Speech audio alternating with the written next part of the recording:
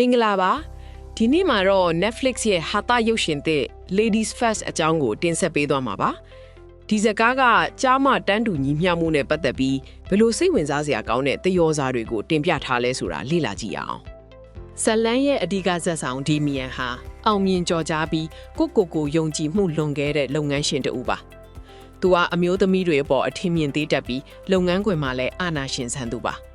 သူ့ရဲ့လုပ်ဖော်ကိုင်ဖက် Alex ရဲ့အကြံဉာဏ်တွေကိုလည်းအမြဲတမ်းလစ်လျူရှုလေးရှိပါတယ်။တနေ့မှာတော့ဒေမီယန်တယောက်မတော်တဆမှုတစ်ခုနဲ့ကြုံတွေ့ပြီးသတိလစ်သွားခဲ့ပါတယ်။သူပြန်နိုးလာတဲ့အခါမှာတော့သူ့ပတ်ဝန်းကျင်ကကဘာကြီးက18ပြောင်းပြန်ဖြစ်နေပါတော့တယ်။ဒီကဘာတစ်မှာအမျိုးသမီးတွေကသာဥဆောင်သူတွေဖြစ်နေပြီးအမျိုးသားတွေကတော့ဒုတိယတန်းစားနေရာကိုရောက်ရှိသွားပါတယ်။ပုပ်ယဟန်မင်းကြီးဟာအမျိုးသမီးတဦးဖြစ်နေတယ်လို့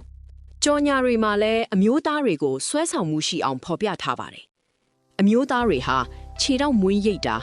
testicle bra ဝတ်ဆင်တာစတဲ့အပြုအမူတွေကိုလှုပ်ဆောင်နေရပါတယ်။ဒီမီယန်ကုမ္ပဏီကိုပြန်ရောက်တဲ့အခါသူ့ရုံးခန်းကို Alex ကသိမ်းပိုက်ထားပြီးသူဟာအလုပ်ထုတ်ခံလိုက်ရတာကိုသိလိုက်ရပါတယ်။အရင်ကသူအနိုင်ကျင့်ခဲ့တဲ့အမျိုးသမီးတွေကအခုတော့သူ့အပေါ်ပြန်လဲအနိုင်ယူနေကြပါပြီ။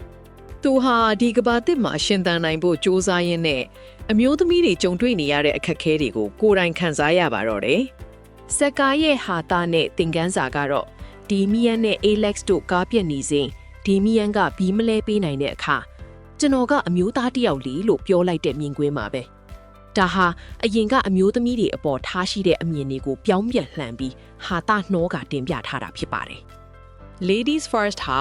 ကြားမတန်းတူညီမျှမှုနဲ့ပတ်သက်ပြီးသရောစာပုံစံတင်ပြထားတဲ့ဟာတာရုပ်ရှင်ဖြစ်ပါတယ်။ဒီဇာတ်ကားကိုမေလ22ရက်နေ့မှာ Netflix မှာစတင်ကြည့်ရှုနိုင်မှာဖြစ်ပါတယ်။ကြားမအခန်းကဏ္ဍတွေပြောင်းပြန်ဖြစ်သွားတဲ့ကဘာကြီးမှာဒေမီယန်ဘလို့ရှင်သန်မလဲဆိုတာကိုစိတ်ဝင်စားကြည့်ရှုလိုက်ပါ။